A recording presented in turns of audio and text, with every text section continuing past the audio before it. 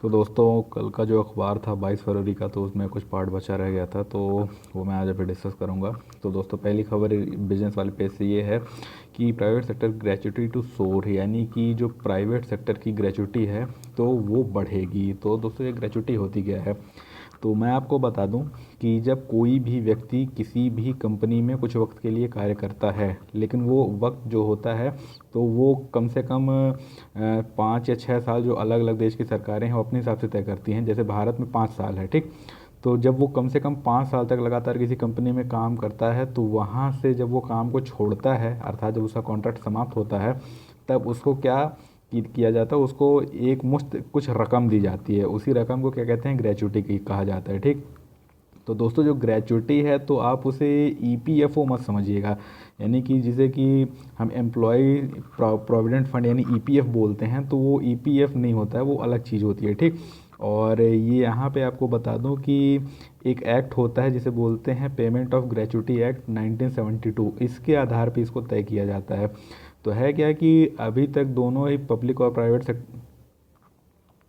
Private sectors में जो gratuity दी जा रही थी उसमें थोड़ा सा अंतर था, यानी कि जो पब्लिक सेक्टर है तो वहाँ पे ग्रेचुटी जो है तो वो 20 लाख रुपए थी, जबकि प्राइवेट सेक्टर में अधिकतम ग्रेचुटी जो थी तो वो 10 लाख रुपए तक की थी।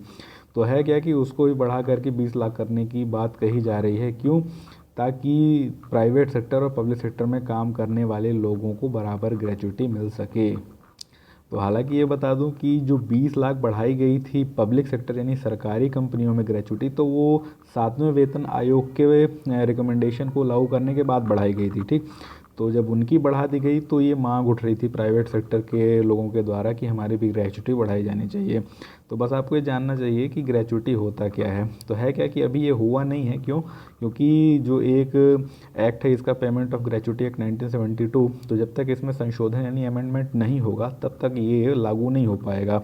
तो है क्या कि जो श्रम मंत्रालय है तो उसने अभी मीटिंग करके ये कहा है कि हमने एक प्रस्ताव रखा है सरकार के सामने कि वो इसमें संशोधन करके उसको बढ़ा करके 20 लाख रुपए कर दे। तो दोस्तों, यहाँ पे खबर है कि आचार्य सेट्स टाइमलाइन ऑन एनपीए से, यानी कि जो आचार्य हैं तो उन्होंने एनपीए को लेकर के एक समय सीमा तय की है, ठीक।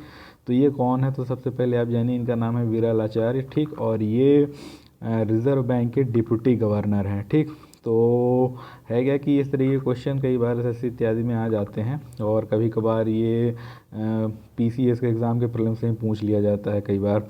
तो इनका नाम आपको जानना है कि विरल आचार्य कौन है, डिप्टी गवर्नर हैं। तो आपको पता ही है कि बैंकों के साथ एनपीए की एक बड़ी समस्या चल रही है। तो इन्होंने ये कहा था कि उस एनपीए से निपटने के लिए एक प्राइवेट एसेट मैनेजमेंट कंपनी पीएएमसी बनाई जानी चाहिए, ठीक। और वैसा ही मिलता जुलता एक और मॉडल इन्होंने सुझाया कि नेशनल एसेट मैनेजमेंट कंपनी एक एनएएमसी बनाई जानी चाहिए। तो दोस्तों, है क्या कि जो पीएएमसी है तो इसका तो मुख्य कार्य यही होगा कि जो बैड लोन्स हैं यानी कि जो एनपीए हैं तो वो किसी भी तरीके से उनको नियंत्रित करे, ठीक। उनको संभाले और उस पर कुछ ऐसी नीतियां बनाए, कुछ ऐसे कार्य करे जिससे कि वो एनपीए कम हो सकें और पुराना पैसा वसूलने की कुछ प्रक्रियाओं को बदला जा सके। अब है क्या दोस्तों कि इस देश में बहुत सारे लोगों ने बहुत सारा कर्जा लेके रखा हुआ है, और आज का जब मैं पेपर डिस्कस करूंगा तो उसमें मैं बताऊंगा कि अरविंद सुब्रमण्यम ने भी ऐसी ही एक बात कही है। तो वो जो कर्जा उन्होंने लेके रखा हुआ है तो वो तो अब चुकाने से रहे। तो जब वो चुका नहीं रहे हैं तो ऐसी स्थिति में बैंकों को क्या करना चाहिए, वो खुद में एक बड़ा सवाल है। दोस्तों, यहाँ पे एक खबर है कि bond market developing steadily, SEBI official यानी कि सेबी के एक अधिकारी ने कहा है कि जो बॉन्ड मार्केट है यानी कि जो बॉन्ड का बाज़ार है तो वो लगातार बढ़ रहा है, ठीक। अब है क्या दोस्तों कि ये बॉन्ड मार्केट होता क्या है? तो आपको बताऊं कि जो सबसे ज़्यादा फेमस होते हैं, प्रसिद्ध होते हैं, वो कौन से बॉन्ड होते हैं? वो होते हैं सरकारी बॉन्ड, गवर्नमेंटल बॉन्ड, ठीक। है क्या दोस्तों कि सरकार जब कर्जा लेती है तो उस कर्जे के बदले में क्या करती है, वो अपनी तरफ से बॉन्ड या सिक्योरिटीज़ जारी करती है। उन्हें हिंदी में प्रतिभूतियाँ कहते हैं, ठीक। तो ये प्रतिभूतियाँ जो या सिक्योरिटीज़ जो होती हैं ये बॉन्ड के रूप में होती हैं। तो जैसे कि क्या है कि एक कागज़ को आपको बॉन्ड दे दिया गया, उसमें लिख दिया गया कि सरकार ने अगर आपसे 10 लाख रुपए लोन लिया किसी बैंक से, तो उसको दे दिया उन्होंने लिख करके कि हम आपको इतने इतने परसेंट ब्याज के साथ ये चुकाएंगे, ठीक। अब है क्या कि जब सरकार कोई कर्जा लेकर के उसके बदले में बॉन्ड देती है, ठीक, तो ऐसी स्थिति में क्या होता है कि लोगों को इस बात की शंका नहीं होती है कि ये हमें नहीं चुकाया जाएगा। क्यों? क्योंकि उन्हें पता है कि सरकार ही इकलौती ऐसी संस्था है जो कि किसी भी चीज़ से पीछे नहीं हट सकती। यानी कि ना तो सरकार खुद को दिवालिया घोषित कर सकती, ना विजय माल्या की तरह कहीं फरार हो सकती। तो उन्हें पता है कि जो सरकार है तो ये तो हमें पैसा चुकाएगी ही चुकाएगी। तो इसीलिए दोस्तों जो सरकार के बॉन्ड होते हैं, सरकारी जो बॉन्ड होते हैं, तो उनको HQLA यानी कि हाई क्वालिटी लिक्विड एसेट कहा जाता है। क्यों? क्योंकि इनमें जो रिटर्न मिलने की संभावना है वो सबसे अच्छी होती है। ठीक, अब है क्या दोस्तों कि अब सरकार का ये कहना है, जैसे कि अभी इस साल के बजट में ये कहा गया है कि सरकार अब कम से कम कर्जा लेगी, यानी कि गवर्नमेंट बोरोइंग जो है तो वो बहुत कम होगी। अब जब सरकार कम कर्जा लेगी तो जाहिर तौर पे अपने बॉन्ड भी कम जारी करेगी। तो इससे क्या है कि बॉन्ड मार्केट में एक गैप पैदा होगा, यानी कि जितने बॉन्ड पहले जारी किए जाते थे सरकार के द्वारा, तो सरकार तो जारी करेगी नहीं अब, क्योंकि वो कर्जा ही नहीं लेने वाली इतना ज़्यादा। तो है क्या दोस्तों, एक दूसरी चीज़ होती है कॉरपोरेट बॉन्ड, यानी कि जब कॉरपोरेट कोई लोन लेता है तो वो भी सरकार की तरह ही एक बॉन्ड देता है। ठीक, एक सिक्योरिटी देता है, और वो ये लिख के देता है कि मैं आपको इतने दिन बाद इतना इतना प्रतिशत ब्याज के तौर पे मिला करके सब कुछ आपको अदा करूंगा। अब है क्या है कि सरकारी बॉन्ड में तो बहुत ज़्यादा भरोसा होता है, लेकिन जो कॉरपोरेट बॉन्ड होते हैं तो उन पर लोग थोड़ा कम भरोसा करते हैं, क्योंकि उनको लगता है कि कॉरपोरेट जो है तो खुद भी रिस्क में चलते हैं, जोखिम में चलते हैं, और हो सकता है कि इनके बॉन्ड लेने के बाद आगे चल के ऐसा हो कि ये खुद ही डूबने की स्थिति में आ जाएँ, तो ये हमारा पैसा कैसे चुकाएंगे। तो इसी वजह से क्या है कि जो कॉरपोरेट बॉन्ड होते हैं तो उनको HQLA उस स्तर का नहीं कहा जाता जिस स्तर का सरकारी बॉन्ड का कहा जाता है। तो है क्या कि अब ये कहना है इनका, जो सेबी के ऑफिशियल हैं, कि धीरे धीरे जो कॉरपोरेट बॉन्ड हैं तो वो भी काफ़ी ज़्यादा विश्वसनीय बनते जा रहे हैं, और इसी वजह से वो भी HQLA की श्रेणी में आते जा रहे हैं। तो ये कहना है कि आगे चल के जो सरकारी बॉन्ड कम हो जाएंगे तो उनका स्थान आगे चल के कॉरपोरेट बॉन्ड ले लेंगे, और कॉरपोरेट सेक्टर जैसे देश में बढ़ रहा है तो जाहिर तौर पे आगे चल के उसकी बोरोइंग्स भी बढ़ेंगी, यानी उसके कर्ज लेने की जो आवश्यकताएं हैं वो भी बढ़ेंगी, जिसकी वजह से वो ज़्यादा बॉन्ड्स को जारी करेंगे, और बॉन्ड का जो मार्केट है अपना, तो वो सरकार के अपने बोरोइंग कम करने से कम नहीं होगा, क्योंकि कॉरपोरेट सेक्टर जो है तो उसका स्थान ले लेगा। तो दोस्तों यहाँ पे लिखा हुआ है कि 4 new tiny frogs species found in western Ghat, यानी कि वेस्टर्न घाट, पश्चिमी घाट में मेंढकों की 4 नई प्रजातियां प्राप्त हुई हैं। ठीक, तो यहाँ पे ये कहा गया है कि पश्चिमी घाट में मेंढकों की 4 नई प्रजातियां प्राप्त हुई हैं, जिनका की आकार मात्र इंसान के अंगूठे के नाखून के बराबर है, और वो एक प्रकार का चिरपिंग साउंड, यानी कि एक प्रकार की जो करकराती हुई आवाज़, जैसे झींगुर नहीं निकालता है, क्रिकेट मतलब झींगुर, तो जैसे झींगुर एक परपराती हुई आवाज़ निकालता है, तो वैसी ही आवाज़ ये भी अपने मुंह से निकालते हैं। जैसे कि आमतौर पे मेढक मेढक टर टर करते हैं, तो टर टर की बजाय ये थोड़ा सा झींगुर जैसी आवाज़ निकालते हैं। तो दोस्तों है क्या कि यहाँ पर कुछ स्पीशीज़ ढूंढी गई थी, और उनमें ऐसे 7 स्पीशीज़ ढूंढी गई थी, उन्हीं में से ये 4 हैं। तो इनको क्या कहा जाता है? इनको नाइट फ्रॉग कहा जाता है। ठीक, तो इनके बारे में आप ध्यान रखिएगा कि इनको नाइट फ्रॉग्स कहा जाता है। अब हालांकि यहाँ पे लिखा नहीं है कि नाइट फ्रॉग्स क्यों कहा जाता है, लेकिन शायद ये रात में आवाज़ निकालते हैं, इस वजह से इनको नाइट फ्रॉग्स कहा जाता हो। तो ये कहा जा रहा है कि ये जो नाइट फ्रॉग्स होते हैं तो ये निक्टीबैक्ट्राकस जेनस यानी निक्टीबैक्ट्राकस कुल से संबंध रखते हैं। ठीक, और ये जो कुल होता है तो ये पश्चिमी घाट का स्थानीय कुल होता है, यानी कि जो पश्चिमी घाट का एंडेमिक कुल है, अर्थात कि वैसा कुल जो कि वहीं पर जन्मा है। तो दोस्तों कुल वो होता है कि जो स्पीशीज़ का यानी प्रजातियों का एक पूरा समूह होता है उसको कुल बोलते हैं, जेनस बोलते हैं। तो ये माना जाता है कि जो जेनस होता है तो एंडेमिक जेनस जो होता है तो किसी भी स्थान में लोकली वहीं पर पैदा हुआ या जन्मा हुआ होता है, वो बाहर से स्थानांतरित होकर के या घूमते घामते किसी अन्य स्थान पर नहीं पहुंचा होता, तो उसे एंडेमिक बोलते हैं। ठीक, तो ये माना जा रहा है कि ये जो है तो ये वेस्टर्न घाट में ही पैदा हुआ है, ये वहीं का एंडेमिक है, वहीं का जन्मजाति है। और ये माना जाता है कि ये जो डाइवर्सिफिकेशन अर्थात विविधीकरण हुआ है मेंढकों की प्रजातियों का भारत में पिछले 7 से 8 करोड़ सालों में, तो ये उसी में से इवॉल्व होकर के विकसित होकर के ये इस स्थिति तक पहुंचा है। हालांकि इनके बारे में ये कहा गया कि बहुत छोटे होते हैं, जिसकी वजह से इन्हें अभी तक नज़रअंदाज किया जाता रहा। क्यों इतने छोटे होते थे, और कई सारे जो सीक्रेटिव हैबिटेट्स हैं यानी कि गोपनीय स्थान हैं जहाँ पे आमतौर पे रिसर्चर लोग कम जाते हैं, वहाँ पर ये छुपे हुए होते थे, तो इसकी वजह से इनके बारे में अभी तक जानकारी नहीं प्राप्त हो पाई थी। तो आगे ये कहा गया है कि the scientist use an integrated taxonomic approach. तो दोस्तों जो टैक्सोनॉमी होती है तो उसे कहते हैं वर्गीकरण विज्ञान, यानी कि जीव जंतुओं का जो वर्गीकरण होता है तो उसे हम टैक्सोनॉमी कहते हैं। ठीक, तो ये कहा गया है कि एक इंटीग्रेटेड टैक्सोनॉमी अप्रोच जो है, जिसमें कि डीएनए अध्ययन, साथ ही साथ डिटेल्ड मॉर्फोलॉजी कंपैरिजन यानी कि शरीर की आकारिकी का तुलना करते हुए, और साथ ही साथ बायोअकूस्टिक यानी कि जो विभिन्न प्राणी हैं तो किस प्रकार की आवाज़ निकालते हैं, तो उस हिसाब से उनका वर्गीकरण किया जाता है। तो है क्या दोस्तों कि जब कोई भी एक ऐसा प्राणी मिलता है जिसके बारे में ये कहा जाता है कि ये कोई नई प्रजाति या स्पीशीज़ हो सकता है, तो सबसे पहले तो क्या देखा जाता है कि क्या उसका जो डीएनए है तो उसमें कई सारे ऐसे फेरबदल हैं जो कि दूसरी स्पीशीज़ में ना पाए जाते हों। अगर हैं तो फिर ये देखा जाता है कि उनके शरीर की आकारिकी यानी आकारिक संरचना किस प्रकार की है, ठीक, कि क्या वो दूसरे से थोड़ी सी भिन्न है। और फिर तीसरा देखा जाता है कि उसकी बायोअकूस्टिक यानी कि वो किस प्रकार की आवाज़ें निकालता है। तो इससे क्या है दोस्तों कि दो प्रजातियों को अलग अलग करने में सहायता मिलती है। और अगर ये पाया जाता है कि जो दो प्राणी मिले हैं तो वो एक ही प्रकार के ये सारे गुण धर्म दिखाते हैं, तो ये माना जाता है दो अलग अलग प्रजातियाँ नहीं हैं, ये एक ही प्रजाति है। ठीक, तो इस प्रकार से इन्होंने बताया कि जो इंटीग्रेटेड टैक्सोनॉमिक अप्रोच है तो उसमें इन तीन चीज़ों का इस्तेमाल किया जाता है। और यहाँ पे ये बता दूं कि ये जो खोज हुई है तो उसके बाद से बैक्ट्राकस स्पीशीज़ जो है तो इसकी संख्या बढ़ करके अब कितनी हो गई है ज्ञात, वो हो गई है 35।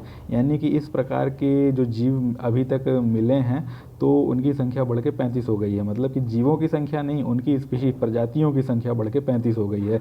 यानी कि ऐसे ही बहुत सारे अन्य मेढक भी हैं, लेकिन उनमें थोड़े थोड़े से गुणधर्मों में अंतर के कारण वो अलग अलग प्रजातियों के तौर पे पहचाने जाते हैं। और ये कहा जाता है कि इनमें से जो 20% होते हैं तो उनका जो आकार है तो वो 18 mm से भी कम होता है, यानी कि अत्यंत कम होता है।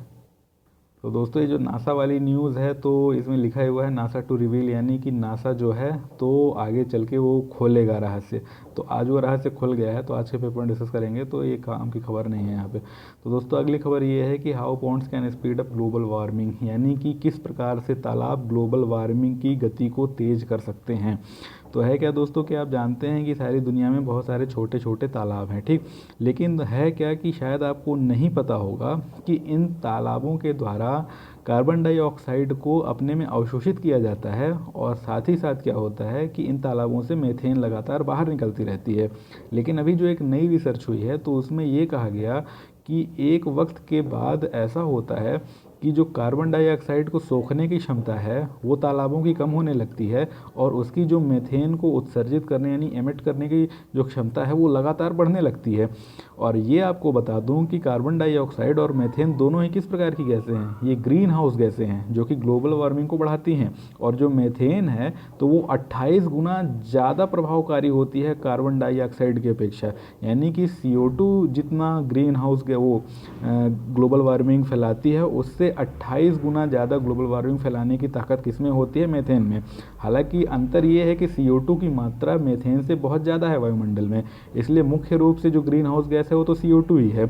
लेकिन अगर हम दोनों की बराबर मात्रा ले लें तो ज़्यादा ग्रीन हाउस इफेक्ट कौन पैदा करेगा, वो मीथेन करेगी, 28 गुना ज़्यादा करेगी। ठीक, तो ये कहीं पर भी पूछा जा सकता है कि ग्रीन हाउस प्रभाव का क्रम बताइए, तो सारी ग्रीन हाउस गैसें देख लीजिएगा और उसमें देख लीजिएगा कि कौन सी गैस कितनी ज़्यादा मात्रा में ग्रीन हाउस प्रभाव को दिखाती है। ठीक, तो ये ऐसा एक क्रम बनाने के लिए आ सकता है कि 4 गैसें दे दिया, N2O दे दिया, मीथेन दे दिया, CO2 दे दिया और 1-2 गैस दे दिया, और उसमें क्रम बनाने के लिए दे दिया कि किसकी ग्रीन हाउस क्षमता ज़्यादा है किसकी कम है। ठीक, तो जो महत्वपूर्ण बात थी तो वो आप समझ ही गए कि ये जो तालाब हैं ऐसा क्यों कर रहे हैं।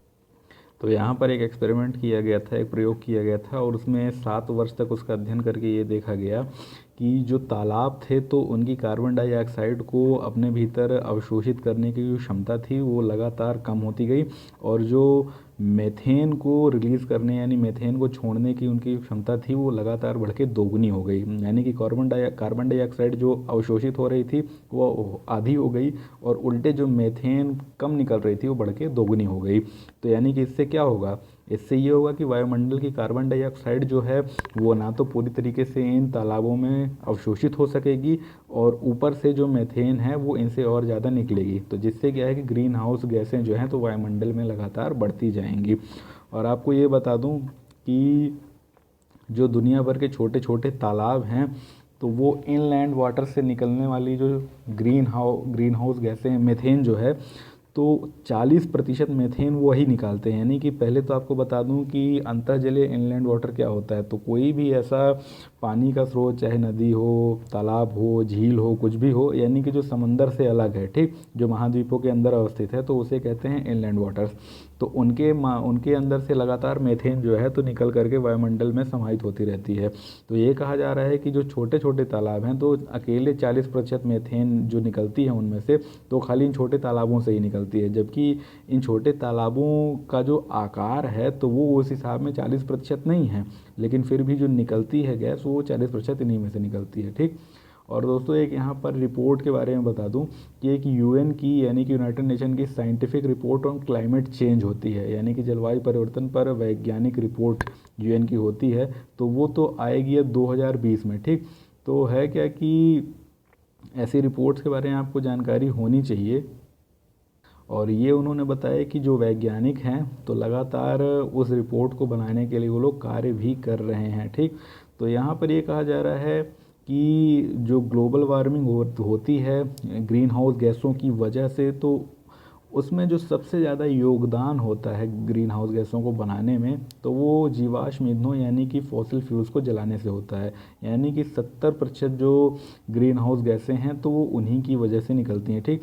उसके अलावा जो 30% है तो वो डिफॉरेस्टेशन यानी कि वनों को काटने से, निर्वनीकरण से, लाइव स्टॉक इंडस्ट्री यानी कि जो पशु पालन के उद्योग हैं उनकी वजह से, और एग्रीकल्चर यानी कि कृषि की वजह से। तो दोस्तों आपको बता दूं कि जब आप कृषि करते हैं, खासकर खेतों को जब जोतते वगैरह भी है ना, तो वहाँ से भारी मात्रा में कार्बन डाइऑक्साइड जो है तो वो निकल करके वायुमंडल में समा जाती है। इसी प्रकार से जो पशु होते हैं तो जब उनको पाला जाता है, फिर जब उनको मारा जाता है तो उसके बाद जो उनका शरीर का कई सारा अंश जो सड़ता इत्यादि है तो उससे भी काफ़ी ज़्यादा मात्रा में ग्रीन हाउस गैसों का निर्माण होता है। और आप ये पढ़ लीजिएगा कि जो लाइव स्टॉक यानी कि जो पशुधन होता है जिसको कि आमतौर पे मार के खाने के उपयोग में काम में लाया जाता है, जैसे कि चिकन हो गया और मटन हो गया, मतलब कि बाहर जाएंगे तो बीफ है, पोर्क है, सब कुछ है, तो इनको जब आप मारते हैं तो आगे चल के इनसे भी ग्रीन हाउस गैसें निकलती हैं। तो कैसे निकलती हैं तो उसके बारे में कभी लंबी चर्चा करेंगे। तो है क्या दोस्तों कि ये जो बचा खुचा इसका हिस्सा था तो वो समाप्त हो गया है, और अभी कुछ देर बाद मैं आज का भी अखबार का डाल दूंगा डिस्कशन।